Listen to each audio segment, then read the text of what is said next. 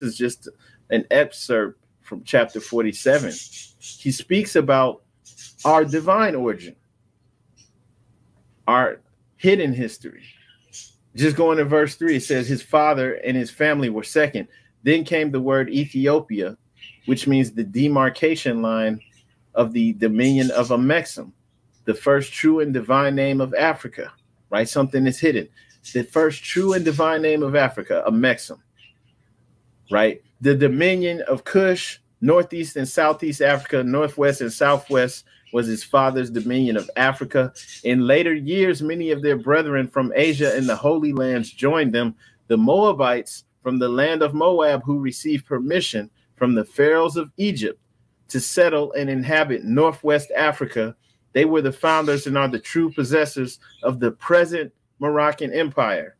With the Canaanite, Hittite, and Amorite brethren who sojourned from the land of Canaan seeking new homes, their dominion and inhabitation extended from northeast and southwest Africa across the great Atlantis, even unto the present North, South, and Central America, and also Mexico and the Atlantis Islands, before the great earthquake, which caused the great Atlantic Ocean. Now, this, just in case anybody's like, what does that mean? Right? This is speaking about our ancestry, saying that the Moabites, right, along with the Canaanites, Hittite, and the Amorite brethren,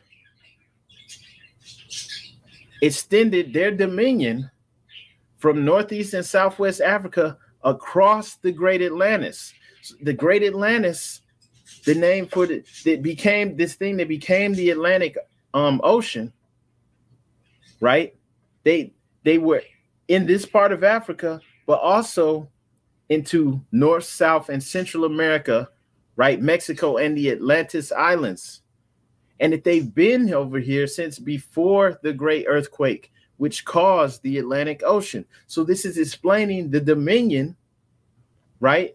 The possession, the property, or the land that our ancestors had, and also a time frame. This happened way before colonization, right? So the people are related. And since this happened before that earthquake, which caused the Atlantic Ocean, for us, this is Northwest Africa or Northwest Amexem. We are the true possessors of the present Moroccan Empire because it's right here where we stand. All right. And I'm going to show you why that claim is not just, these aren't just words in a book. Once you have this understanding, you can now go back and trace yourself through history. This is one of the things we're going to do here to make sense out of this. And this is good for anyone, whether you're you've been studying for a while, or even people who are new to this, because we're going to trace ourselves back through history right here. All right.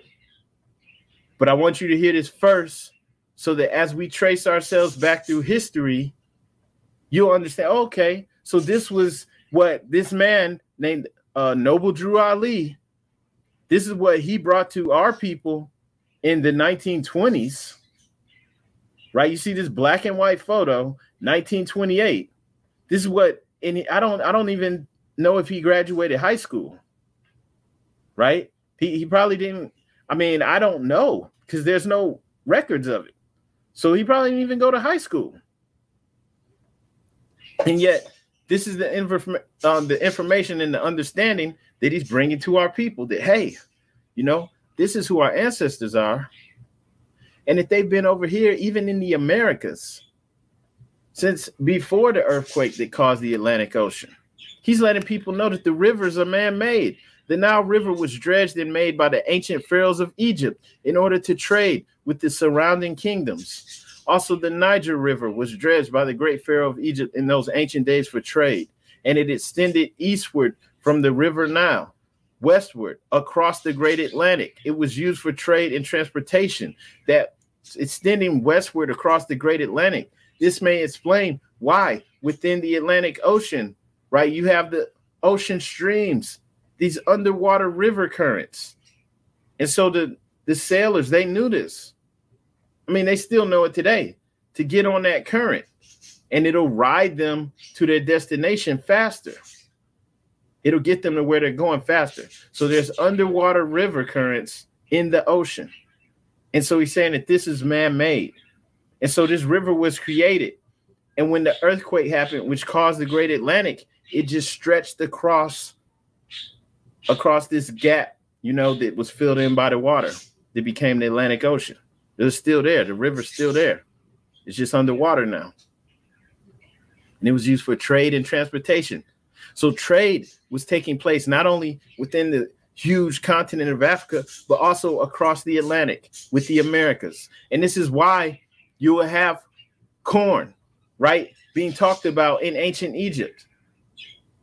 And corn is important because corn is indigenous to the Americas. Like, how do they even know about this if they're limited to that one part of the world? They ain't even have the knowledge of how to travel across the ocean. How would they know about corn?